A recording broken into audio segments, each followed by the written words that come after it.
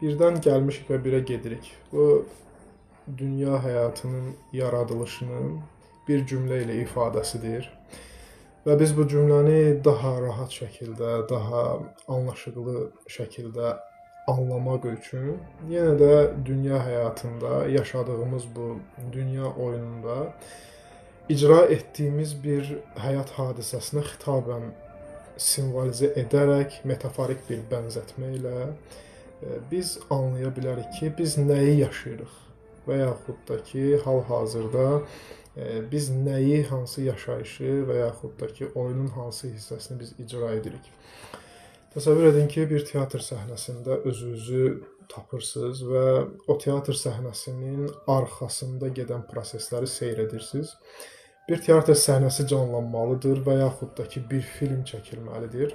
Və bu film çəkilməzdən əvvəl, bu teatr səhnəsində aktyorlar oynamazdan əvvəl onlara müəyyən bir vərəqdə səhnədə icra edəcəyi rollar və orada ifadə edəcəyi fikirlər, oynayacağı, danışacağı cümlələr, taxacağı sosial maskalar hamısı öyrədilir ki, bax sən bunu bu dönəmdə icra etməlisən, oynamalısan və təbii şəkildə oynamalısan.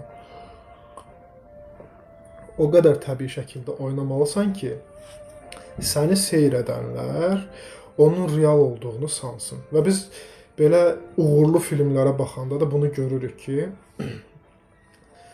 həmin o uğurlu filmin uğurlu olmasının səbəbi nədən ibarət olur? Orada oynanan o obrazın nə qədər canlı, nə qədər emosiya hiss edərək ifa edilməsindən doğan bir hal və xüsusiyyət olur ki, bu bizdə müəyyən bir gözəl təəssürat yaradır və bu gözəl təəssüratdan dolayı da həmin film uzun müddət bizim zehnimizdə qalır. Və yaxud da ki, teatra getmişik, teatrda müəyyən bir obrazların rol aldığını görürük və onlar da təbii şəkildə bunu icra edirlər. İndi təsəvvür edək ki, dostlar, biz həmin o filmdə rol alan bir obrazıq. Baş obrazda ola bilərik, ikinci dərəcəli obrazda ola bilərik və yaxud da ki, filmin müəyyən bir personajı biz özümüzük. İndi təsəvvür edək ki, bu həyatda oynadığımız bu rolu biz üstlənmişik və üstləndiyimizə görə də o rola da həmçinin hazırlaşmışıq. Hazırlaşdıq və endik Dünya adlı səhnəyə və yaxud o kinonun çəkiləcəyi səhnəyə. Razılaşmışıq ki, bax, mən səni incidəcəm, mən səni sevəcəm, mən səni həyatda müəyyən aspektlərdə, həyatının yazında, qışında, baharında, həyatına daxil olaraq, həyatında müəyyən bir dönəmlik var olacam, müəyyən bir dərsdə və dərsin keçilməsində və imtahan günündə sənə əl tutacam ki, sən o imtahandan keçə biləsən. Ola bilər ki, bu imtahanın keçilməsi sənin üçün mənim xəyanətim ola bilər ki, mənim dostluğum ola bilər ki, digər bu kimi yaxşı və yaxud pis aspektdən mən sənə müəyyən həyat hadisələrini yaşada bilərəm. Ki, sən orada oynadığın rolda ilk əsas personaj ola biləsən ki, oyunda qalib çıxa biləsən. Qalib çıxmağımız nədir? Bizim fitrəti üzrə davranış sərgiləməyimiz, həqiqi kimliyimizi xatırlamağımız və əsas da odur ki, həmin icra etdiyimiz rolu biz baş qəhrəman olaraq tərk etməyimizdir. Çünki istənilən bir filmdə biz hansı personajın qalib olmasını istəyirik? Təbii ki, o filmdə baş rolu oynayan yaxşı obrazın, hamını xilas edən obrazın, xeyri təbliğ edən obrazın, yəni bizim həqiqi kimliyimiz üzrə, bir sevgi üzrə bir fəaliyyət göstərən obrazın qalib olmasını istəyirik. Bu bizdən asılı olan bir şey deyil. Bu sadəcə daxildən gələn bir istəkdir, bir duyğudur ki, biz bunu qəlbən istəyirik. Emosional bədənimiz bunu istəyir. Və istədiyimizə görə də, dostlar, biz bu həyatda müəyyən bir rolu icra edirik, amma bəzən çönüb şuurlu şəkildə öz icra etdiyimiz rola baxanda görürük ki, mən doğru bir rolu icra etmirəmmiş ki, neçə illərdir. icra etdiyim rol ətrafdan baxılanda heç də sevilən bir rol deyil. İcra etdiyim rol nəfsani bir roldur. İcra etdiyim rolda insanlara xidmət aşılanmır, insanlara sevgi göstərilmir və yaxud da ki, mənim həqiqi kimliyim üzrə, mənim fitrətim üzrə bir davranış sərgilənmir. Bu aspektdən biz həmin o rolu icra etdiyimiz əsnada başlayırıq özümüzü icra etdiyimiz rolu və yaxud da ki, istəyərəkdən, istəməyərəkdən üzümüzə taxdığımız sosial maskanı bəyənməməyə və etdiyimiz o hərəkətləri başlayırıq qınamağa.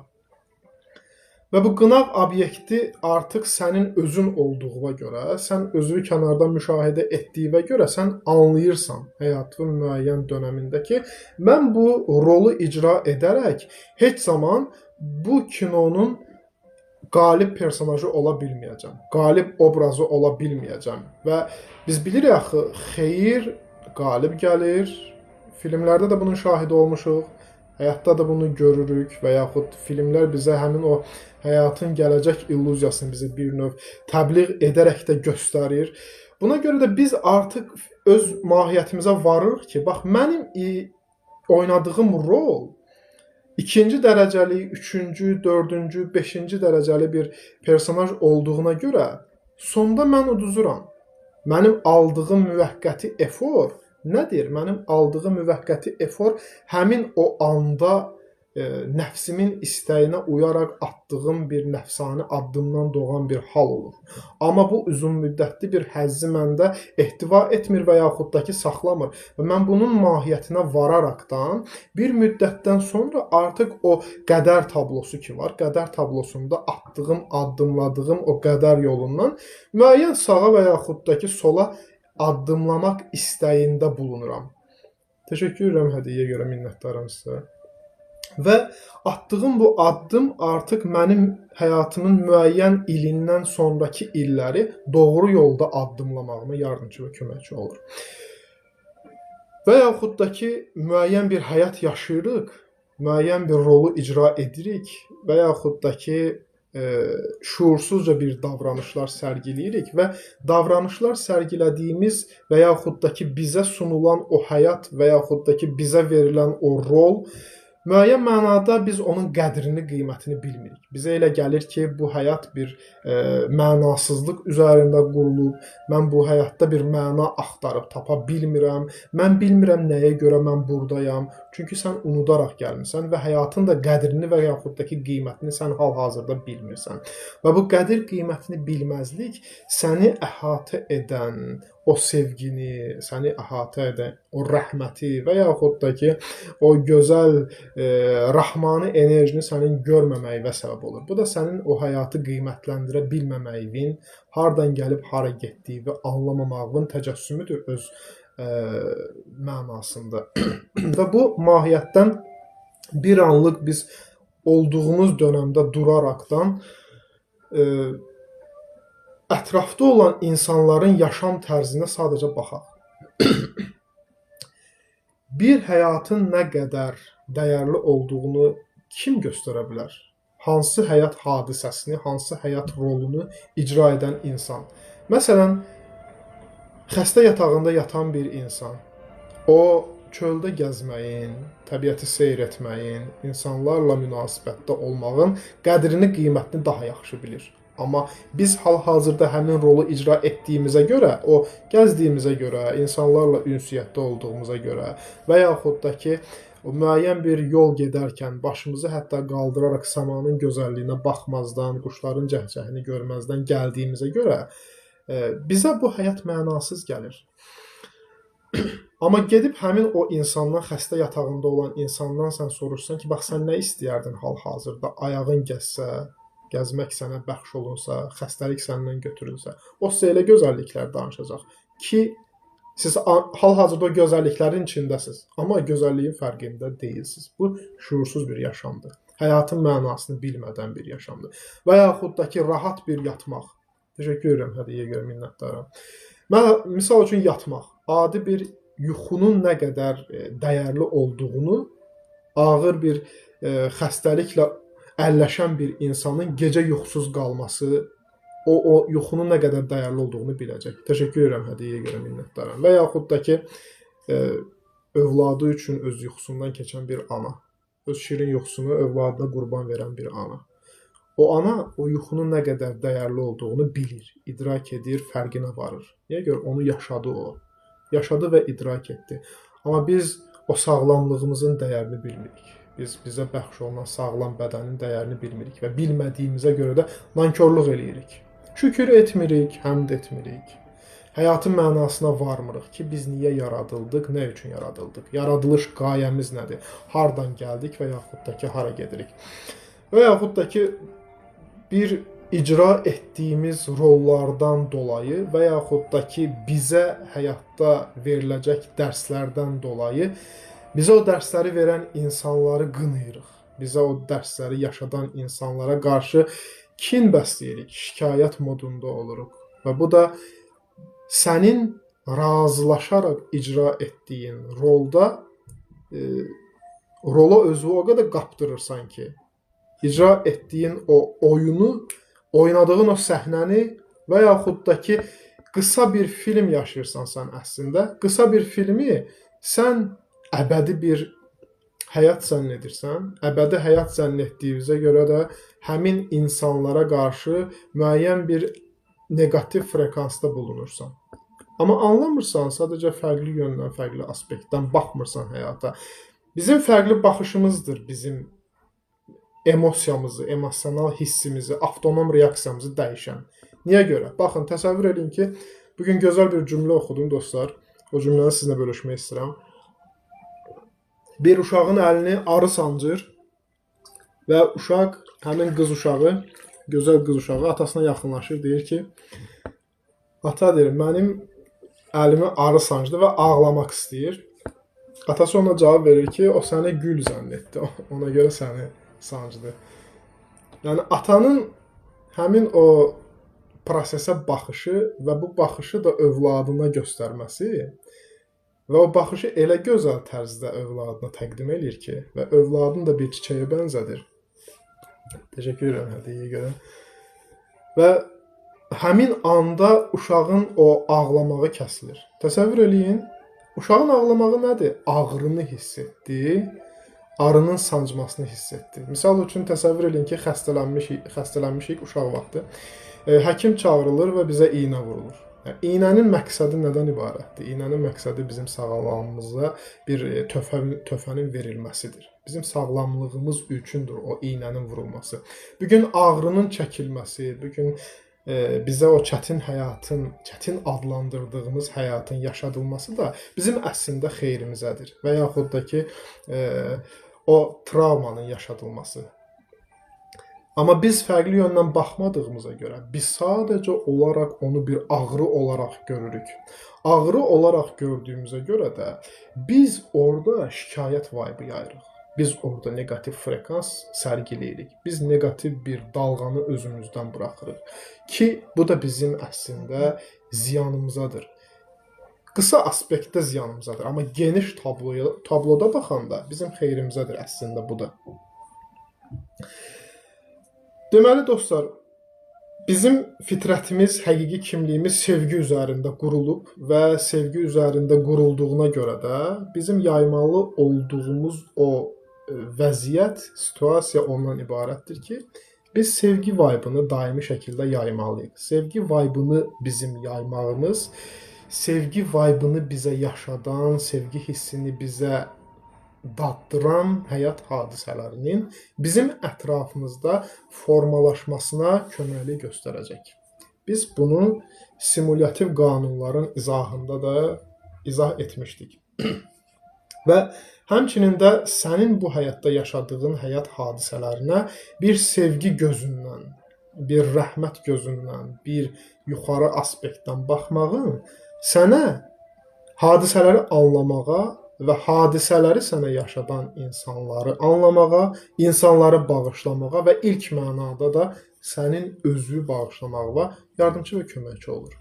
Buna görə də sən artıq burada müəyyən addımları atdığına görə, müəyyən seçimləri etdiyinə görə özünü qınaq modundan çıxardırsan.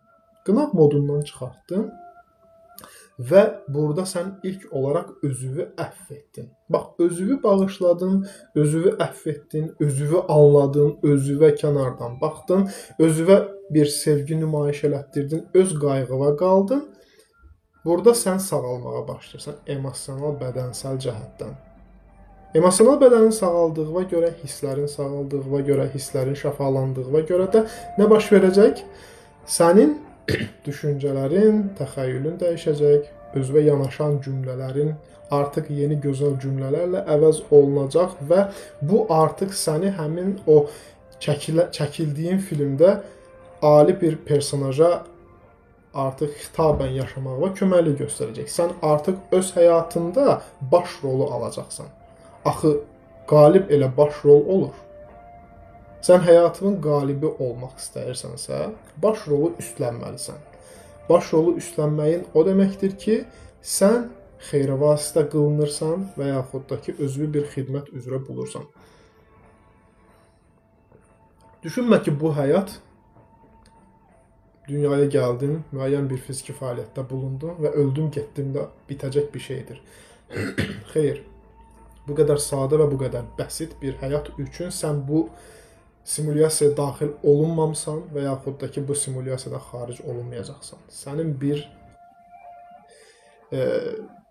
oynayacağın bir obraz var və oynayacağın obrazı sən gözəl şəkildə icra etməlisən. Sən yaxşını necə daha yaxşı oynayacağam, yaxşılığı necə daha yaxşı şəkildə icra edəcəyəm yönündən bir davranış sərgiləmək üçün buradasan. Və sənin bu davranış sərgiləməyin nədir?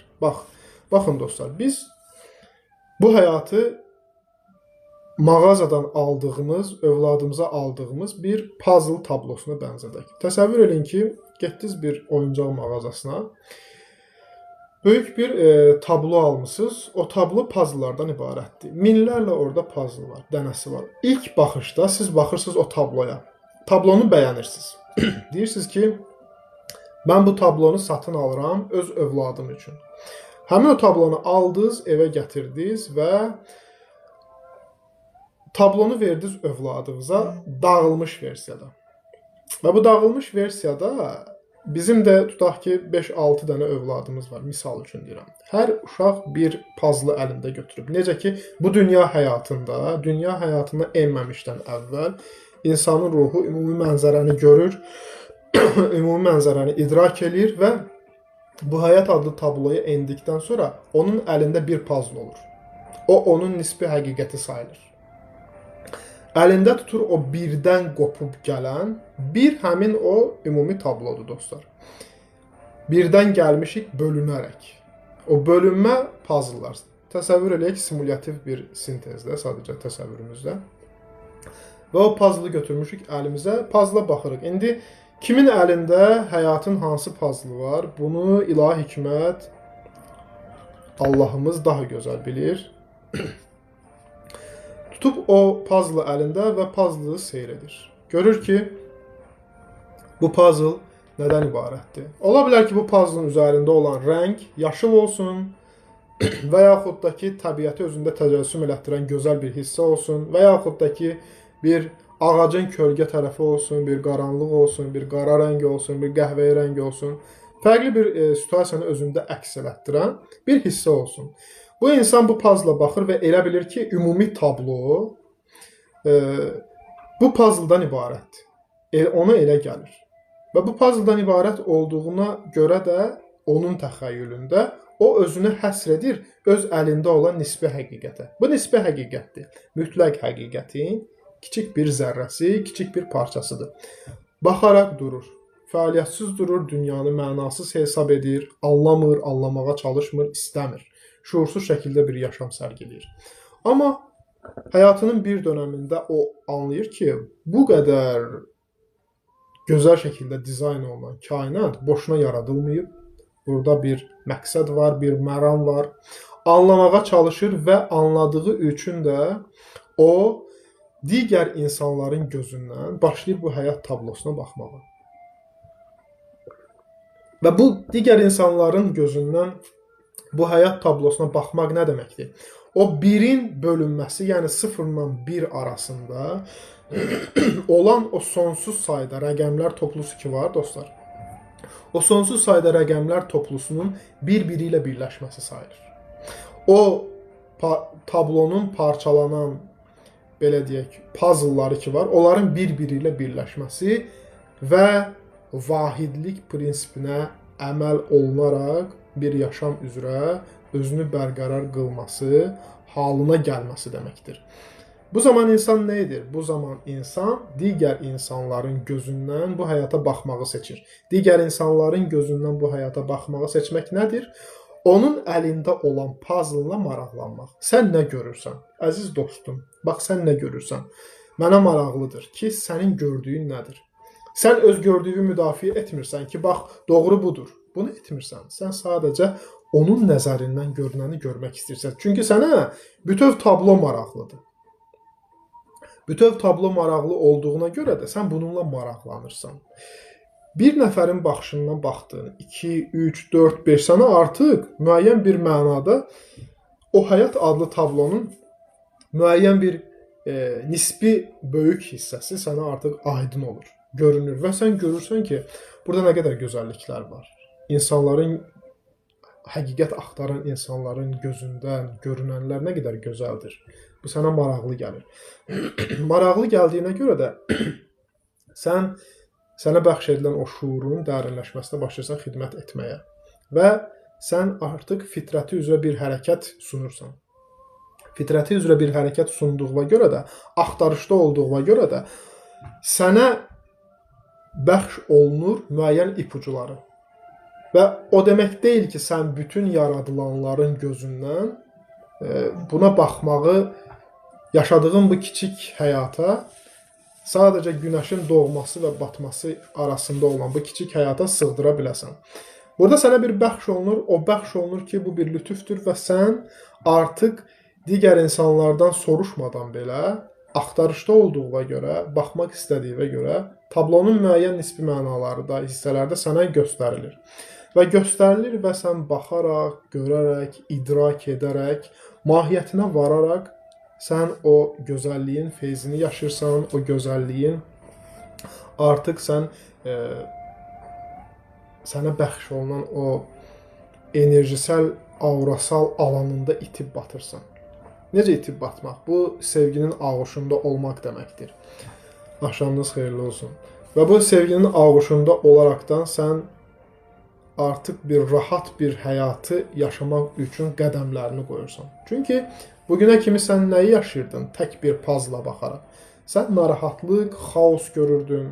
Sən bir qıtlıq təfəkküründə idin. Sən bir qınama modunda idin. Sən bir şikayət şuur səviyyəsində idin. Və bu da sənin həyatını çətinləşdirirdi. Sən unutmuşdun ki, sadəcə sən bir neçə saatlıq bir rol ifa edəcəksən. Bunu unutmuşdun. Sən bu həyatı əbədi zənn etdin. Sən bu həyatı əbədi zənn etdiyinə görə də sən yığımcıl moda keçdin. Sən bir növ, belə deyək, sahiblənmə şuur səviyyəsində oldun və istədin ki, sahiblənəsən. Nəyi sahiblənəsən? O həyatda oynadığın, uşaqlarla oynadığın oyuncaqları, orada futbol oynadığın topu, elə bildin ki, evə qaydanda bunları da gətirəcəksən özünü. Yox, bu baş verməyəcək. Sən həmin anda anlamalısan ki, bu sənə həmin anda yaşamağın üçün, şuurlu şəkildə yaşayıb həzz almağın üçün verilən müvəqqəti bir illüzioner enerjilərdir ki, sən onlarla istifadə edirsən onlardan. Və istifadə edirsən bir müddətlik rolu ifadə edənə kimi. Və rola mahiyyət yükləməyin niyə mənasızdır, dostlar? Rola mahiyyət yükləməyin ona görə mənasızdır ki, bax, təsəvvür et ki, biz görürük ki, bir filmə baxanda, filmin özünə baxanda görürük ki, orada iki personaj bir-biri ilə dalaşır. Müəyyən bir rolları ifadə edir. Biri digərini döyür, xəsarət yetirir, fiziki şiddət yetirir və yaxud da ki, müəyyən bir sevgi nümayiş elətdirir və yaxud da ki, başqa bu kimi sinonimal və yaxud da ki, antonimal bir emosiyalar və yaxud da ki, rolların ifa olunması. Bəs bu rollar ifa olundu film əsnasında. Bəs filmdən sonra nə baş verdi? Filmdən sonra və yaxud filmdən əvvəl nə var idi? Biz o həmin o rolu ifa edən, rolu icra edən o personajlar ki var, baş rollar, ikinci dərəcəli rollar. Biz onların günlük həyatına sosial mediadan misal üçün baxaq. Görürük ki, ümumiyyətlə onların o ifadə etdiyi rolu ilə uzaqdan yaxından bir əlaqəsi yoxdur. Və yaxud da ki, film səhnəsində dalaşan insan, amma o filmdən kənardakı öz həyatlarında bir-biri ilə dost mövqeyidədirlər. Bir-biri ilə yoldaş mövqeyidədirlər. Deməli, burada biz nəyi idrak etdik? Burada biz nəyi anladıq? Biz anladıq ki, bu həyat adlı oyunda biz kiməsə qarşı bir qırğınlıq duyuruqsa, kimə qarşı bir öfkə duyuruqsa və yaxud da ki, bir bağışlamamaq yönündən çıxış ediriksə və yaxud bir şikayət modundan çıxış ediriksə, biz demək ki, bu həyat adlı oyunda özümüzü rola çox qaptırmışıq. Biz özümüzü həmin rol hesab edirik. Necə ki, insan özünü sadəcə olaraq bu bədəndən ibarət hesab edir. Bax, sənin bugün özünü bu bədəndən hesab etməyin, sənin icra etdiyin teatrda, icra etdiyin rola özünü çox qaptırmağın deməkdir. Bundan başqa bir şey deyil. Və yaxud sən misal üçün bu dəqiqə xəstələnmirsən. Müəyyən bir xəstəliklə əlləşirsən. Bax, xəstəlik səndən niyə gəldi və niyə əl çəkmir? Bunu sən anlamalısan. Bunun mahiyyətinə varmalısan. Sən xəstəliyi özündə tutub saxladığına görə xəstəlik səndən əl çəkmir. Sən buraxmaq istəmirsən. Bir insan sənin həyatındadır və sən istəmirsən ki, o insan sənin həyatında olsun. Sən istəyirsən ki, o insan səni tərk etsin. Amma o insan səni tərk etmir. Burada günahkar həmin şəxs deyil. Burada onun sənin həyatından çıxmamasına səbəbkar sən özünsən. Niyə görə? Çünki sən burada energetik olaraq o insanı öz alanında saxlayırsan. Şikayət edərək, narahatlıq duyaraq, gecə-gündüz onu düşünərək və yaxud da ki, onun haqqında sənə olunanları başqa insanlara danışaraq. Və sən bütün bunları edərək həmin insanla öz aranda olan energetik bağı hər gün böyüdürsən, artırırsan, diametral səviyyədə genişləndirirsən. Genişləndirdiyinə görə, enerji alış-verişi getdiyinə görə burada o insan sənin oynadığın teatrda səhnədən enmir. Sən şikayət edərəkdən onu saxlayırsan və yaxud da ki, başqa aspektdən baxanda o insanın sənə yaşatmalı olduğu həyat dərsini sən anlamırsan. Sən idrak eləmirsən. O insan sənə bir narsistcə bir davranış sərgiləyir. Sən bilmirsən ki, bunun mənası və məqamı nədən ibarətdir. Niyə görə narsistik bir davranışın mən oyunçusu oldum. Mən müşahidəçisi oldum, mən şahidi oldum, mən orada olan personaj oldum. Sən bunun fərqinə varmadın. Bu sənin hansı əksik yanını tamamladığını bilmədin. Və burada həmin insanın əslində sənə kömək babından yaxınlaşdığını sən bilmədin, anlamadın. Buna görə də sən həmin insanı günahlandırdın. Bu da o deməkdir ki, sən bilmədin ki, bu insan mənə hansı aspektdə kömək edir, hansı həyat zəncirimi məndən qırmaqda mənə yardımcı və yaxud da ki, köməkçi olur.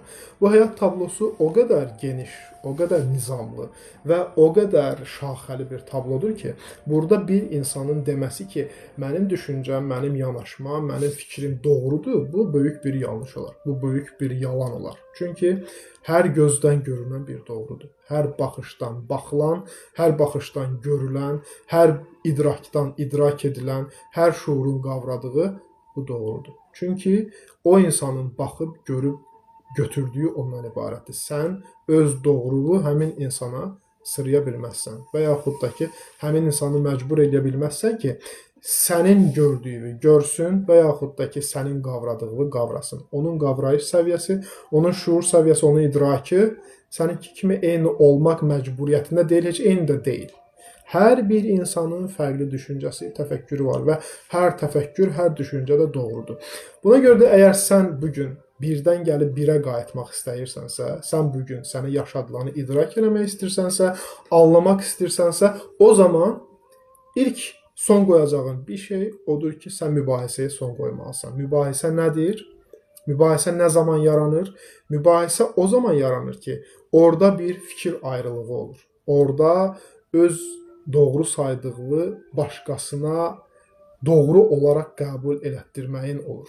Və sən bundan əl çəksən, burada bir mübahisədən söhbət gedə bilməz. Sən desən ki, bir insan sənə öz baxışını təqdim eləyəndə, sənin gördüyün doğrudur.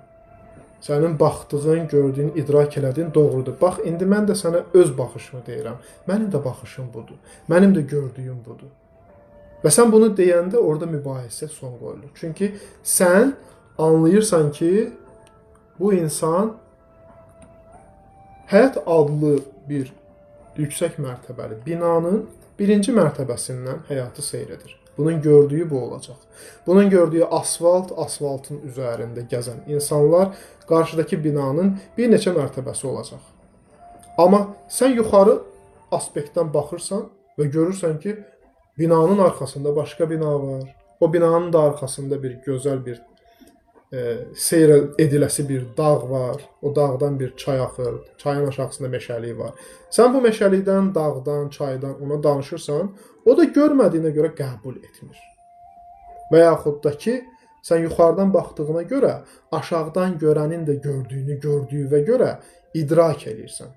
Mübahisə varsa, demək ki, sən yetəri qədər yuxarıdan baxmırsan. Əgər bir mübahisəyə siz şahid olursunuzsa, burada hansı tərəfin doğru olduğunun bir önəmi yoxdur. Siz görürsünüz ki, orada yetəri qədər yüksəkdən baxmaq yoxdur. Ola bilər biri birdən baxır, biri ikidən baxır. Amma hadisəyə, yaşanılana yuxarıdan baxmaq nə deməkdir? O deməkdir ki, sən hər tərəfi qəbul edirsən və hər birinə deyirsən ki, bax, sən doğrusan. Sən də doğrusan, sən də doğrusan və hər biriniz öz doğrularınızla xoşbəxt olun.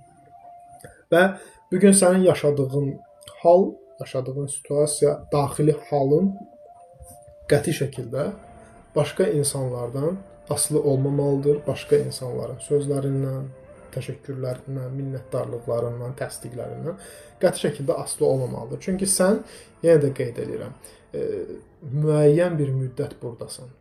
Hətta dəyərli kitabımız Qurani Kərimdə nə deyilir? Deyir ki, onlara sual ediləcək ki, siz yer üzərində nə qədər qaldınız? Onların deyir, ən doğru deyəni deyəcək ki, mən orada bir gün qaldım. Bir gün qalmağın nə deməkdir? Bax, bunu mən sizə dostlar anlatım. Təsəvvür edin ki, bir ananın uşaqları, bir neçə uşağı deyir ki, ana, bizə icazə ver, biz həyətdə oynayaq və axşam düşəndə qayıdaq. Uşaqlar səhər tezdən yuxudan oyanır, düşürlər həyətə, oynayırlar və axşam evə qayıdırlar. Bax, bütün dünya həyatının sadə bir illüzyoner sintezlə izahı bundan ibarətdir ki, uşaqlar anadan icazə aldı, həyətə düşdü, oynadı, oyunu bitirdi və qayıtdı. Bu qədər bəsit. İndi bu uşaq həyətdə oynadığı oyunda, orada onu incidən və yaxud da ki, sıxan və yaxud da ki, orada ona yaşadılan bir emosional halı gələrək nə qədər müddətdə ona bu halı yaşadıldığını öz anasına danışacaqmı? Danışacaq. Anası ona bir, belə deyək, müəyyən bir bu halın izahında bulunacaqmı? Bulunacaq. Və yaxud da ki, indi təsəvvür edək başqa bir illüzyoner aspektdən. Bu, həmin o həyətdə oynayan uşaqlar evdə razılaşaraq bir-biri ilə gediblər orada. İndi gəlib onların evdə öz qardaşını şikayət etməsi nə qədər doğru ola bilər? Nə qədər o düzgün ola bilər? Axı, sən mənə demişdin, axı, mən səni aşağıda oynayanda topu səndən oğurlayacam. Topu səndən alacam, oynamağa verməyəcəm. Sən də dedin, yaxşı, gedək, amma oynayaq. Mənə bu, sənin o aşağıda topu mənə verməməyi mənə maraqlıdır. Orada yaşayacağım emosiya mənə maraqlıdır. Buna görə də mən istəyirəm ki, gedək orada o oyunu oynayaq. İndi oynadın, topu sənə vermədi və sən qayıtdın evə. İndi sən burada öz qardaşından niyə şikayət edirsən? Yəni, şikayət etməyin nə dərəcədə doğrudur? Bu başqa bir həqiqətdir. Bu başqa bir həqiqət gözündən bir baxışdır, dostlar. Yəni, həqiqət bir deyil, həqiqət o qədər geniş və o qədər əhatəlidir ki, biz həqiqət dağına hər yöndən baxanda bir gözəllik görəcək, bir nizam görəcək, bir ədalət görəcək və mümkün deyil ki, həqiqət dağında bir ədalətsizlik olsun. Və bizim birdən gəlib yenə də qeyd edirəm, birə qayıtmağımız üçün bir təfəkküründə olmağımız lazımdır. Bax, sənin bir təfəkküründə olmağın, vahidlik prinsipinə əməl etməyin sənin həyatını çox-çox asanlaşdıracaq. Niyə görə asanlaşdıracaq? İlk öncə sən bölücülük etməyəcəksən. İlk öncə sən ayrımcılıq etməyəcəksən. Ayrımcılıq etmək nədir? Ayrımcılıq etmək dünya duallığında itib batmaqdan ibarətdir. Dünya duallığında itib batan insan başını qaldırıb göyə baxmayan insandır. Dünya duallığında itib batan insan yaxşı və pis axtarışında olan insandır. Yaxşı və pis axtarışında olan insan özünü hədər edən insandır. Amma sən bir anlıq dayansan, bir anlıq sükut etsən və hadisələrə həqiqət dağına irəliləmişcəsinə yuxarıdan baxsan, bu da təbii ki, sənə nə vaxt lütf oluna bilər? Əgər sən bir həqiqət axtarışındasansa. Təsəvvür edin ki, dostlar, bir həqiqət dağıdır və onun ətrafında insanlar dünya həyatında olduğu kimi toplaşıblar və əkinlə, biçinlə məşğuldular, öz işləri ilə məşğuldular. Biri ev tikir, biri bağını suluyur, biri maşını ilə həqiqət dağının ətrafında gəzir. Amma heç bir insana da maraqlı deyil ki, mən o həqiqət dağına əslində dırmaşmaq üçün, oranı kəşf etmək üçün, ona çatmaq üçün mən bu start pozisiyasındayam. Mən start pozisiyasında duraraq heç bir addım atmıram. Mən sadəcə olaraq hal-hazırda həqiqət dağının ətrafında olaraq burada müəyyən bir fəaliyyətlərin icrasındayam. Mənə maraqlı deyil. Yuxarıda nə var, nə yoxdur. Amma mən bir an həyatımın müəyyən dönəmində artıq o illüziya ilə oynamaqdan bezirəm, illüziya ilə oynamaqdan yoruluram və deyirəm ki, mənə artıq heç nə lazım deyil. Mən artıq bezdim, mən artıq o əyləncə mərkəzində oyuncaqlarla oynamaqdan yoruldum. Çünki təkrar-təkrar oyuncaqlardır, təkrar-təkrar eyni insanlar, eyni emosiyalar, eyni hisslər, eyni həyat hadisələri. Nə qədər yaşayasan bunlar? Axı sən bezirsən həyatın müəyyən dönəmində və sənə maraqlı olur ki, yuxarı çıxasan. Sənə maraqlı olur ki, müəyyən bir emosiyanı artıq sən dadasan. Təşəkkür edirəm, hədiyyəyə görə minnətdaram. Və sən artıq bütün illüziyaya lə deyərək başlayırsan həqiqət dağını addımlamağa. Və bu həqiqət dağını addımlamağın rahat və asan olmağı üçün sən nə etməlisən? Sən onu etməlisən ki, aşağıda olduğun müddətdə o insanların sənə yaşatdığı emosional hallar ki var, bax o halları sən unudasan. Çünki o halın hər biri sənin ayağına zəncirlənən bir zəncirdir. Bu da səni o dağda rahat şəkildə addımlamağının qarşısını alacaq, rahat şəkildə səni addımlamağa qoymayacaq. Səni o 1-ə 0-dan 1 arasında milyardlarla sonsuzluq sayda bir rəqəm var. Bilirsiniz yəqin ki, bu haqda. Və o 0-dan 1-ə addımlamağın və o vahidliyə çatmağın üçün sən mənəviyyat yolunda addımlamalısan və emosional reaksiyaların hissinə artıq uymayaraq, müəyyən bir müddət təbii ki, dala bilərsən buna. Yavaş-yavaş sən yuxarı çıxırsan. Məsələn, yavaş-yavaş sən yuxarı addımlamağın artıq zəncirlərin yavaş-yavaş sənin ayağından qırılmasına gətirib çıxaraq. Təşəkkür edirəm, hədiyyəyə görə minnətdaram. Bu da dostlar, bizdə necə bir hal yaradır? Baxın, həyatımızda müəyyən dönəmlərində bizə müəyyən bir həyat hadisələrini yaşadan insanlar olur. Biz bunu travma adlandırırıq, biz bunu müəyyən bir inancların bizə kodlanması adlandırırıq. İndi bax, o hər bir sənə travma adlandırdığın həyat hadisəsini yaşadan insan nə etdi? Səni simulyasiyaya bağlı saxladı. Sənin ayağında səni o addımlayacağın həqiqət dağına müəyyən qədər bağlı saxladı ki, sən addımlaya bilməyəsən. Amma sən yavaş-yavaş addımladıqca səni orada var edən, görür ki, sən ona doğru yaxınlaşmağa cəhd edirsən və o sənin yolunu asanlaşdırmaq üçün sənə bir lütflərdə bulunur ki, hansı lütflərdə olar? Bağışlama lütfüdür. Bağışlama lütfü nədən ibarətdir? Sənə o həyat hadisəsini yaşadan insanların niyə yaşatdığını sənin anlamağın, fərqindəli şəkildə baxmağın və sənin o fərqindəli şəkildə baxmağınla təşəkkür edirəm, hədiyyəyə görə minnətdaram.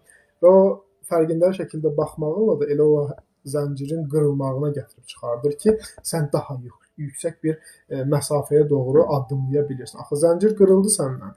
Düzdür, sənin ayağında yüzlərlə zəncir var. Amma o zəncirin uzunluğu və qısalığı fərqlidir. Ola bilər ki, sən bir insana qarşı çox kin duyursan, o insanınla sənin aranda olan zəncir çox qısadır, amma çox qalın bir zəncirdir. Təşəkkür edirəm. Eşitmirsiniz səsi, yoxsa necə?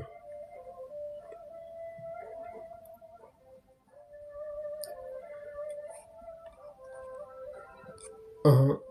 Demək ki, sən həmin insanla müəyyən bir bağışlama halını yaşasan, o zəncir sənin ayağından qırılacaq və sən həqiqət dağında yavaş-yavaş addımlamağa başlayacaqsan. Addımladın müəyyən bir müddət, gəldin hardasa ilişdin. Demək ki, burada nə baş verdi? Burada o baş verdi ki, növbəti insanın bağışlama məqamı çatdı. Artıq növbəti insanı bağışlayırsan, növbəti həyat hadisəsini, situasiyasını sən anlayırsan, bağışladıkdan sonra o zəncir də qırıldı, o zəncir də qırıldı, o zəncir də qırıldı və yavaş-yavaş sən artıq görürsən ki, sənin şuuraltığın sənə təqdim etdiyi köhnə həyat hadisələrinə baxışın dəyişib. Baxışın dəyişib və sən birə doğru daha da yeni addımlarla addımlayırsan. Daha da yeni addımlarla addımlayırsan və bu da səndə o qədər xoşbəxtlik fazasında əbədi qalmağı bəxş edir ki, sən artıq o yağışın, buludun səviyyəsindən daha yuxarı qalxmısan və daha yuxarı qalxdığına görə də günəşin şölələrini daha gözəl şəkildə hiss eləyirsən. Və bu hiss etmə səndə həyat hadisələrində müəyyən bu həqiqət yolunda biraz çətinlikləri də səndə özündə ehtiva elətdirir ki, sən bəzən addımladığın yolda elə bilirsən ki, sən hardansa düşdün. Sənə elə gəlir ki, sən müəyyən bir düşüş yaşadın, müəyyən bir negativ fazaya düşdün və yaxud ayağın büdrədi. Bu sənə elə gəlir.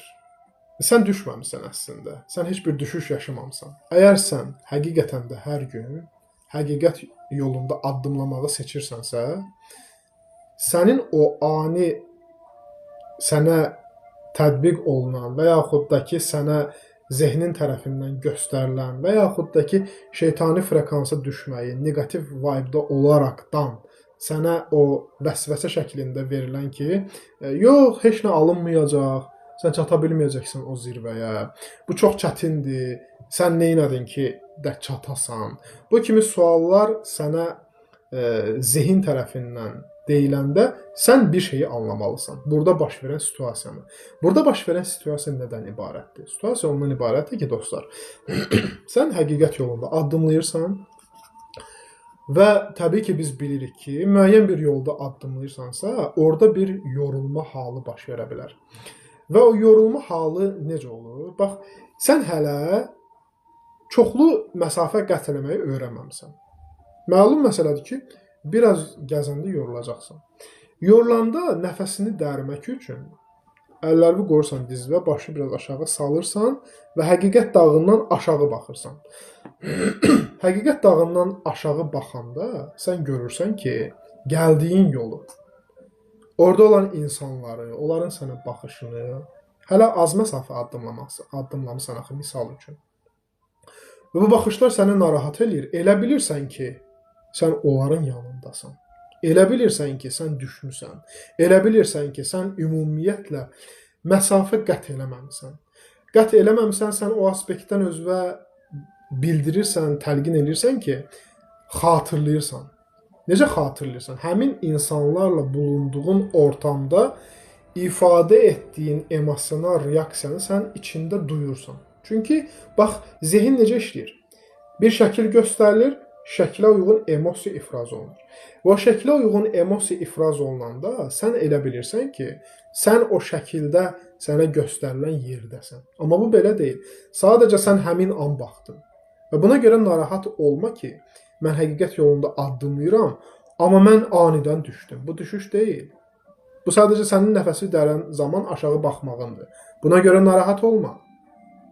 Və sənə içindən gələn o vəsvəsəli səsin ki, o nəfsani səsin, nəfsani yanığın səsi ki, yox, sən düşdün, sən sıxıntıdasan, sən addımlaya bilməyəcəksən, mümkün deyil bu. Bu kimi səslər sən onları susturmalısan.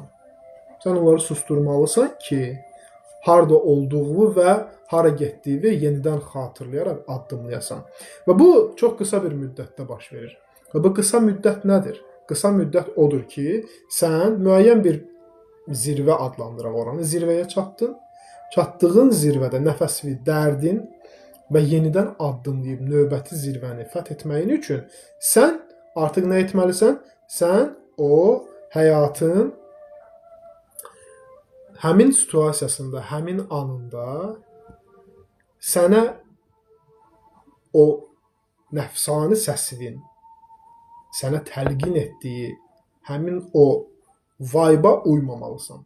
Nəfsani səsinin sənə təlqin etdiyi vibe-a sən sus deməlisən. Deməlisən ki, mən anlayıram ki, indi mən həyatın hansı anındayam, hansı hissini yaşayıram və o hissini yaşamağım normal bir haldır. Çünki mən hələ də nəfsimi tam şəkildə sustura bilməmişəm. Ona görə mən onun mənə təlqin etdiyi vibe-a düşmüşəm. Ona görə mən hal-hazırda ona uyuram. Amma mən bu emosiya deyiləm, mən bu hiss deyiləm, mən birə doğru addımlamalıyam. Mən ona çatmalıyam. Bunu deyərəkdən sən o içdə olan sənə təlqin edən o səsi bir anlıq susturursan. Susturursan və susturmağın həmçinin nədir?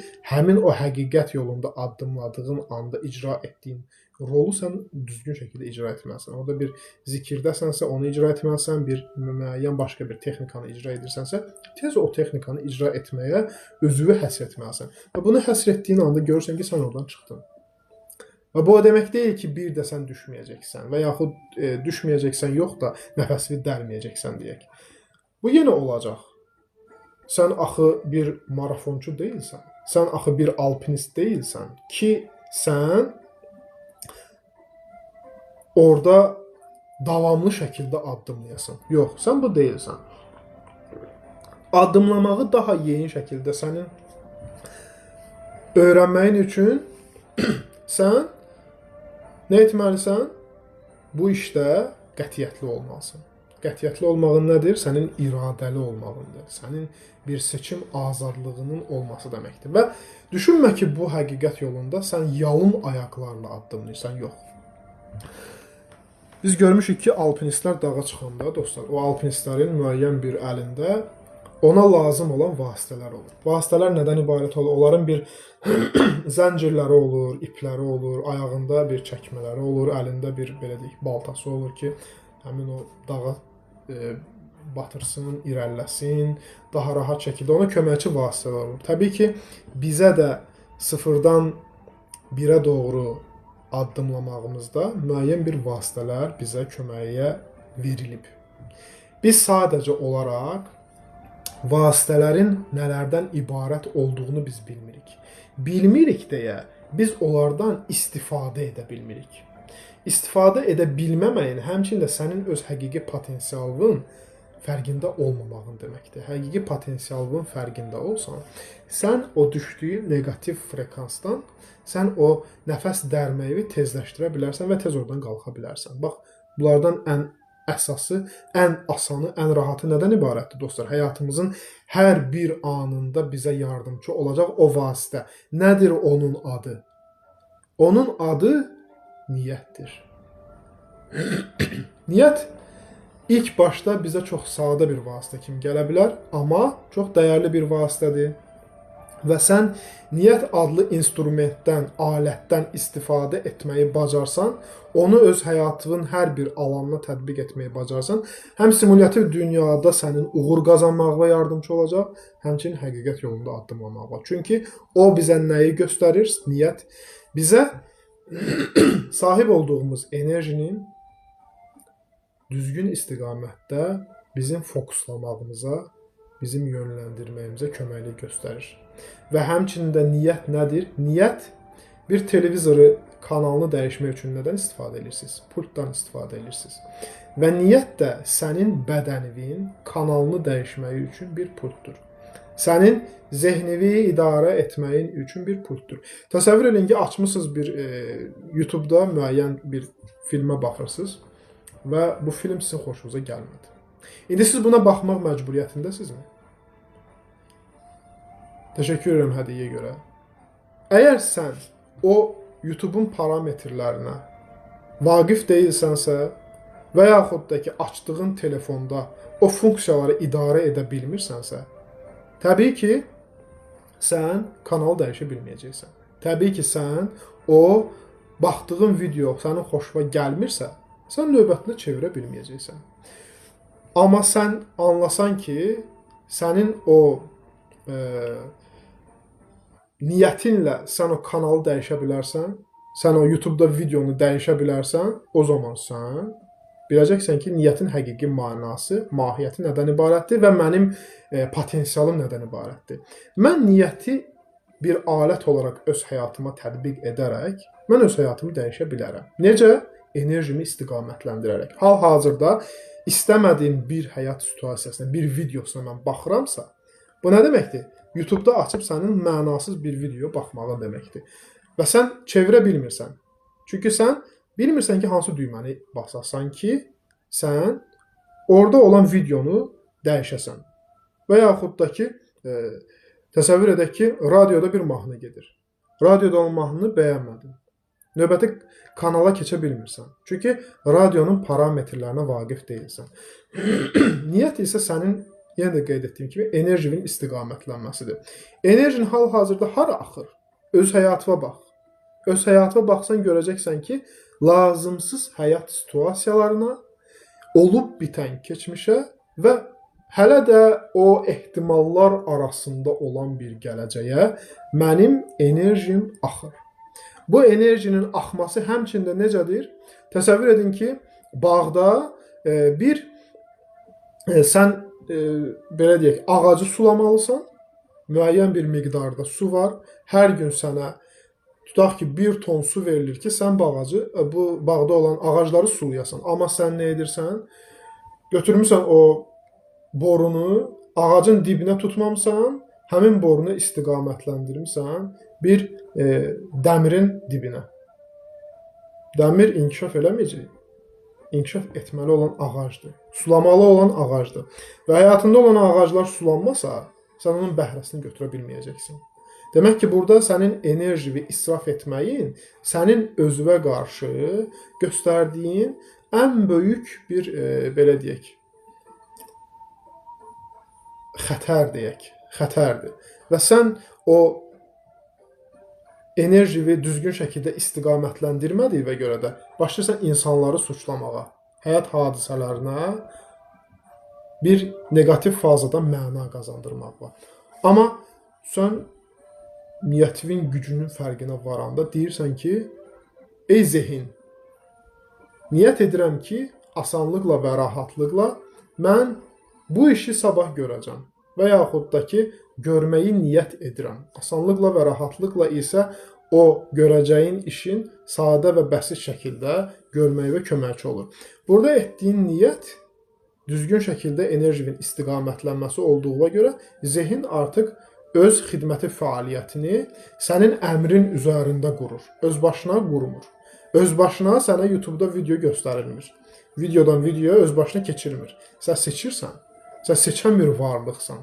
Və həmçinin də bu niyyətin gücü sənə bu həyatda, təşəkkür edirəm hədiyyəyə görə, minnətdaram, həqiqət yolunda addımlamağa da kömək eləyəcək. Bugün deyirsən ki, məsələn, mən negativdəyəm, çıxa bilmirəm, pessimist fazadayam, bezmişəm, yorulmuşam, heç nə mənə kömək eləmir. Bax, bu cümlələri ifadə eləyirsən.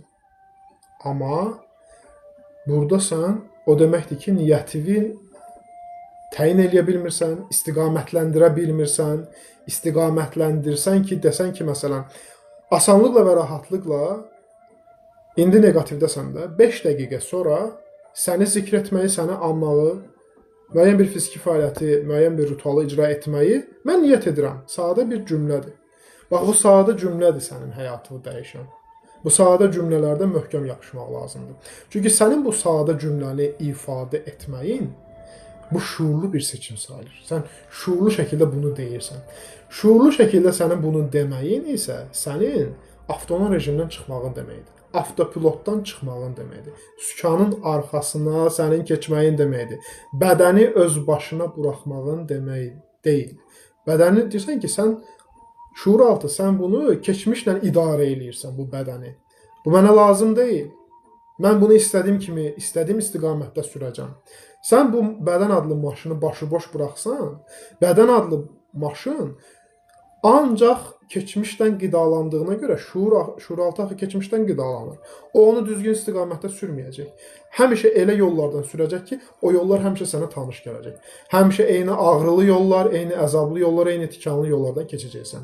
Bax, bunun fərqinə varmağın və sadəcə niyyətivi əlində bir alət tutaraq, öz həyatına tətbiq edərək, öz həyatında öz həqiqət yolunu çizərək, öz istədiyin yolda addımlayaraq və yaxud da ki, öz həyatına tətbiq edərək öz istədiyin həyatı yaşaya bilərsən. Öz istədiyin həyatı yaşayaraqdan öz addımlarını özün seçə bilərsən. Düşünmə ki, bu hər zaman sənə vacib olacaq. Yox. Bu sadəcə olaraq o bədən adlı maşının sükanını ələ keçirənə kimi sənə mütləq vacibdir. Bu niyyət təzələnməsi. Artıq bir müddət sonra nə baş verir? Bir müddət sonra o baş verəcək ki, zehin öz gücsüzlüyünü səni idarə edə bilmədiyini qəbul edəcək. Qəbul etdiyinə görə də sən artıq keçəcəksən zehnin idarəsinə, şuuraltı proqramın silinərək yenidən yazılmasına, inanclar sisteminin pozularaq yeni inanclarla əvəz olunmasına, yəni şuurlu bir həyata. Şuurlu bir həyatı keçməyin üçün isə o proqramların bir-bir silinməsi lazımdır. Sıfırdan birə gedib çatmağın üçün o proqramların nəfsani yox da Rabbani yöndə yazılması mütləq şəkildə vacibdir. Və sən bunu edə bilsən, artıq sən o bütün proqramları təzələyə bilsən, mümkün deyil ki, bir müddət sonra artıq sən gözəl bir həyatı yaşamayasan. Bu qeyri-mümkündür. Sən bunun fərqinə varacaqsan, o vaxt ki, əkdiyin meyvələr öz bəhrəsini verərsən. Və verməyi üçün də sən o əkdiyin bağda toxumları sulamalısan. Sulamağın nədir? Sulamağın həqiqətə xidmət etməyin deməkdir.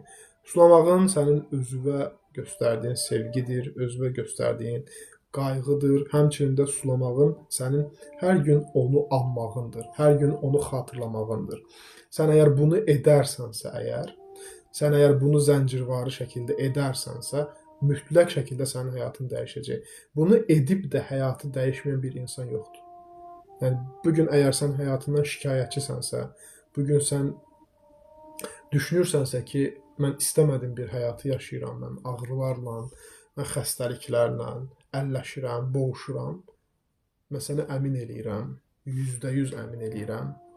Sən yetəri qədər boğulmusansa, sən oradan çıxmaq istəyəcəksən. Çıxmaq istəsən, bunun yolları da var, metodları da var.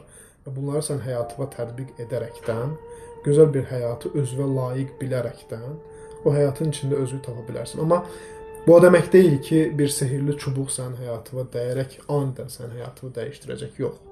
Bu belə olmur. Bunun üçün bir cəhd lazımdır, bunun üçün bir zaman lazımdır. Bunun üçün taxdığın sosial maskaların üzündən çıxarılması lazımdır. Bunun üçün sənin ifadə etdiyin o rolu daha səmimi şəkildə ifadə etməyin, xidmət yönündən bərqərar qılınmağın çox vacibdir. Əgər sən bütün bu deyilənlərə əməl edə bilsən, əgər sən bu yolda həqiqətən də öz həqiqi azadlığına qovuşmaq üçün addımlamağı seçə bilsən və o vasitələri sənə təqdim olunan vasitələri düzgün şəkildə həyatına tətbiq edə bilsən və imtahan günlərindən doğru şəkildə keçə bilsən, imtahan günü olduğunu algılasan və algıladığın anda da həqiqətən də o imtahan günü sən düzgün imtahan verə bilsən, sən rahat şəkildə keçə biləcəksən. Hər bir şey sənə xidmət göstərir, hər bir şey mütləq şəkildə. Bir kəpənək olması üçün onun keçdiyi həyat yoluna bax. Bir cücənin doğulması üçün onun yumurtadan çıxan zaman o yumurtanın qabığını qırmağına bax. O orada bir mücadilə verir. O orada bir müəyyən bir fiziki fəaliyyətdə bulunur ki, o həmin o yumurtanın qabığı qırılanda onun qanadı bərkiyir, onun dimdiyi bərkiyir və yaxud da ki, digər hissələr bərkiyir ki, o bərkidiyi hissələr də ona bu həyatda qalxan olur. Və sən bugün əgər bu həqiqət yolunda addımlayırsan və müəyyən qədər emosional bir dalğalanma yaşayırsansa və bu emosional dalğalanmada yıxılırsansa, demək ki, sən hələ azad olmağa layiq deyilsən və yaxud da ki, layiq olduğu özünə rəva bilmirsən. Bax, bu aspektdən özünə yaxınlaş, özünə yanaş və heç nəyə görə də narahat olma. Heç nəyə görə narahat olma ki, narahat olacağın həyat hadisələrini sən həyatına çəkəsən. Həmçinin sıfırdan birə addımlamağımız, vahidlik prinsipinə bizim əməl etməyimiz bir müddət sonra mənəvi böyüməyimizə gətirib çıxarır və mənəvi böyüməyin sənin artıq emosional yetkinliyə gətirib çıxardacaq ki, emosional olaraq sənin yetkin olmağın da mübahisələrdən özünü mən etməyinə gətirib çıxaracaq. İnsanların sənə etdiyi şikayətlər və yaxud da ki, digər həyat adlı tablosunda dar aspektdən baxaraq gördüklərinin daha geniş şəkildə sənin görərək onlara izah etməyə və köməkçi olunacaq. Yəni, bu o demək deyil ki, sən bir zirvəyə çıxırsan, ora boşuna, tək haransa fəth etmək üçün çıxmırsan. Yox, sən ora ona görə çıxırsan ki, unutma bunu. Sən oradan ip uzadasan aşağıda olub ora çıxmaq istəyənlərə. Bax, bu mütləq şəkildə sənin çıxmağın üçün əsas səbəblərdən biridir. Düşünmə ki, bir quyunun içindən sən tək şəkildə çıxacaqsan və o ancaq çıxdın və bununla da iş bitdi. Belə olmur. Belə olmur. Sən o quyudan çıxırsan ki, quyunun başında durasan, oradan quyudan çıxmaq istəyən insanlara yardımcı və köməkçi olasan.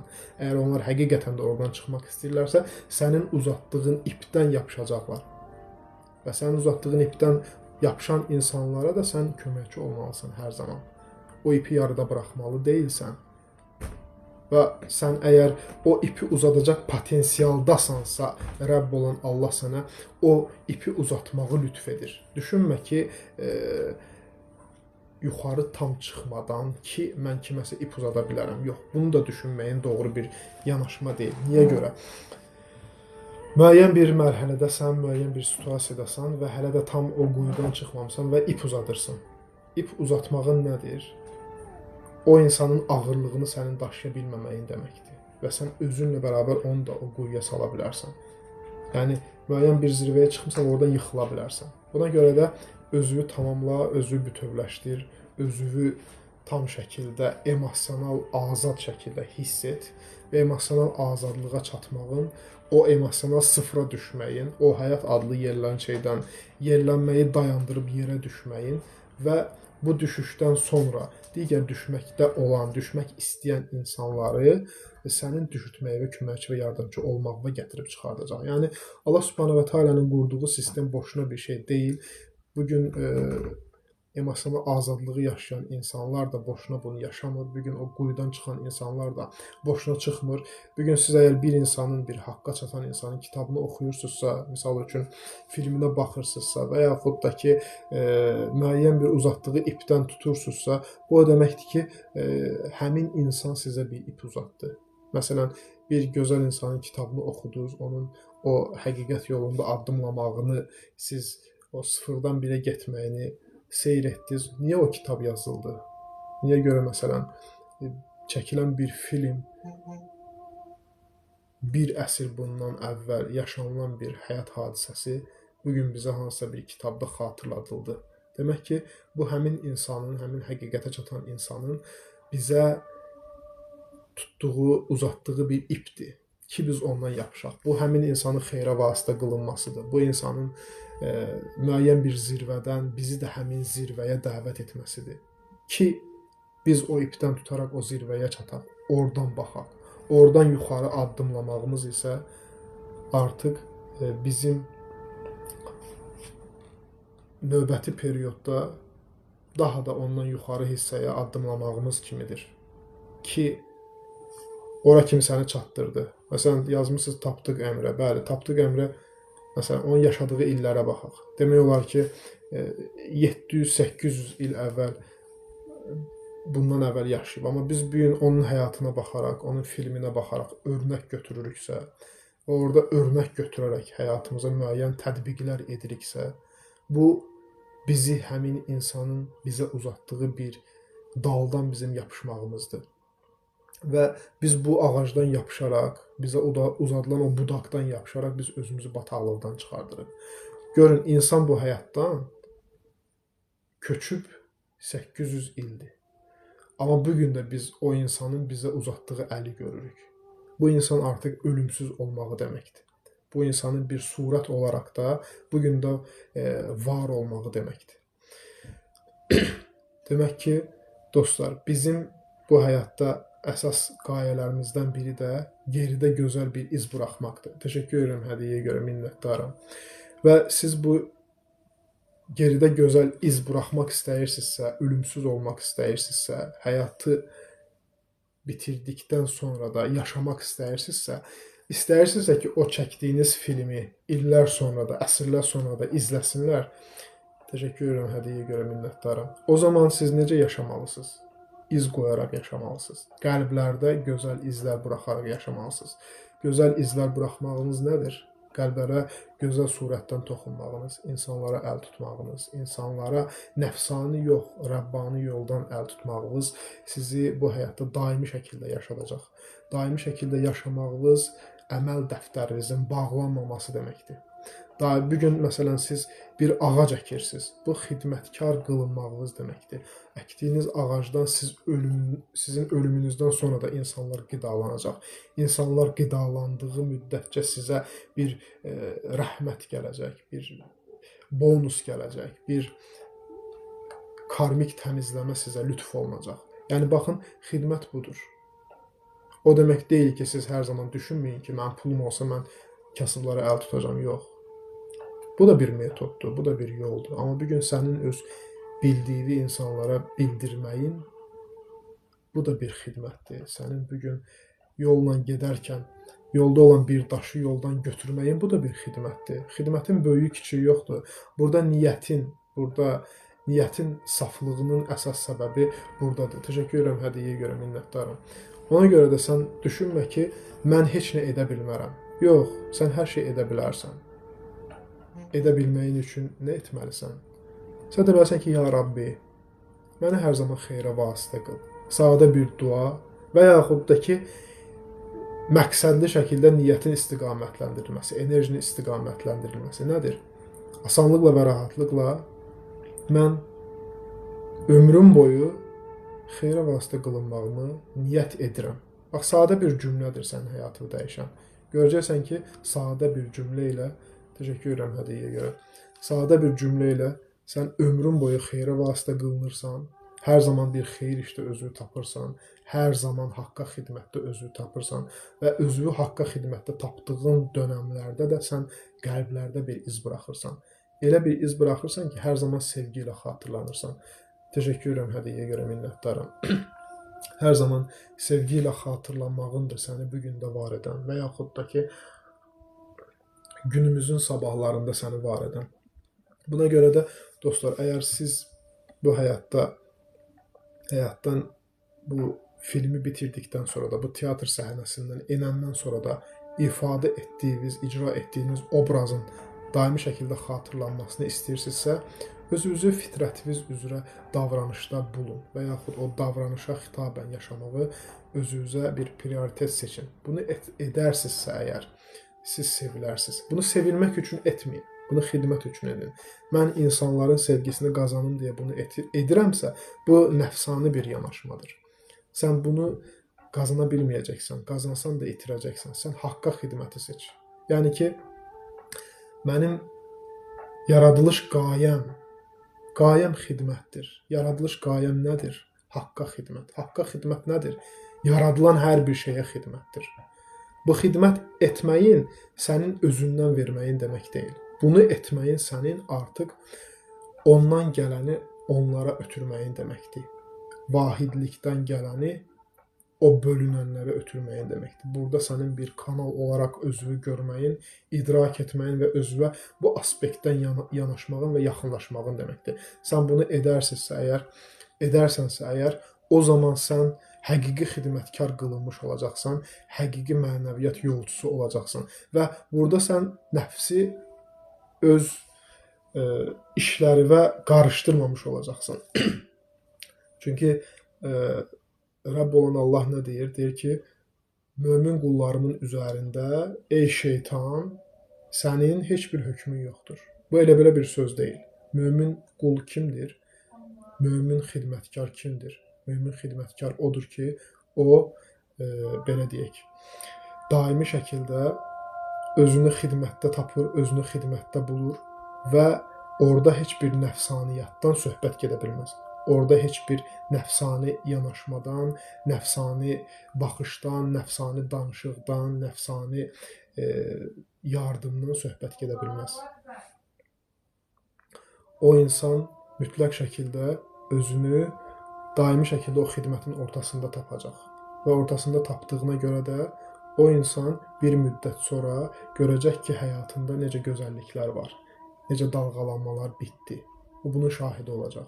Dostlar, mövzumuz bu qədər. Sualınız varsa verin. Suallarınız varsa yazın. Ümidvaram ki, mövzu sizə köməklik göstərəcək. Ümidvaram ki, mövzu sizə yardımcı və köməkçi olacaq.